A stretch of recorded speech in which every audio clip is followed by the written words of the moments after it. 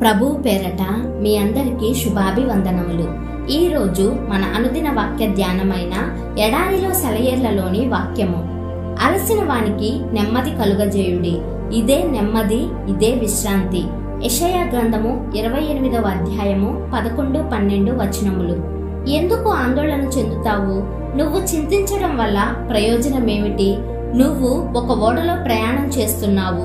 ఓడ కెప్టెన్ నీకు అధికారం ఇచ్చినా ఆ ఓడను నడిపే శక్తి నీకు లేదు. కనీసం తెరచాపను పైకెత్తలేవు. అయినా నువ్వు చింతిస్తూనే ఉన్నావు. ఓడ నడిపే వాడివి నువ్వు కాదు కదా. నెమ్మదిగా ఉండు, దేవుడే యజమాని. నీ చుట్టూ కనిపిస్తున్న అవాంతరాలు, అడ్డంకులు చూసి దేవుడు తన సింహాసనం మీద లేడని అనుకుంటున్నావా? ఎంత మాత్రం కాదు. ఆయన యుద్ధాశ్వాలు వాయువేగంతో దౌడు తీస్తున్నాయి. పెనుగాలి తుఫానులా ఆయన రథం వస్తున్నది. అయితే గుర్రాల కళ్ళాలు ఆయన చేతిలో ఉన్నాయి. తన ఇష్ట ప్రకారం వాటిని పరిగెత్తిస్తాడు. యెహోవాయే సైన్యాలకు అధిపతి. నమ్మిక ఉంచి మనసును కుదుటపరుచుకో, భయపడకు. ఈ రేయి నా అంతరంగమా, హాయిగా నిద్రపో. చెలరేగే పెను తుఫానుకి ఎదురై నిలిచింది దేవుడే. దేవుడే, నీవు కాదు. హాయిగా నిద్రపో. ఈ రేయి నా అంతరంగమా, హాయిగా నిద్రపో. విర్రవీగే సైతాను దాడుల్ని తిప్పికొట్టేది దేవుడే. దేవుడే, నీవు కాదు. హాయిగా నిద్రపో.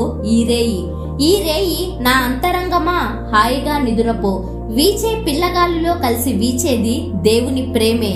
దేవుని ప్రేమే, నీది కాదు. హాయిగా నిద్రపో. ఈ రేయి నా అంతరంగమా, హాయిగా నిద్రపో. అంగలార్చే వాళ్ళని ఓదార్చేది దేవుని రాజ్యమే. దేవుని రాజ్యమే, నీది కాదు. హాయిగా నిద్రపో. ఈ రేయి. నేను నిన్ను బ్రతిమాలుతున్నాను, నిస్పృహకి తావివ్వకు. ఇది చాలా ప్రమాదకరమైన శోధన. శత్రువు పన్నే కుటిలమైన పన్నాగం. దుఃఖం అనేది హృదయాన్ని కుంచించి ఎండిపోయేలా చేస్తుంది. ఆ పైన దానిపై ఎంత కృప వర్షించినా ఫలితం ఉండదు. దుఃఖం అనేది చిన్న విషయాలను కూడా పెద్దవి చేసి భయంకరమైన రంగుల్లో చూపెడుతుంది.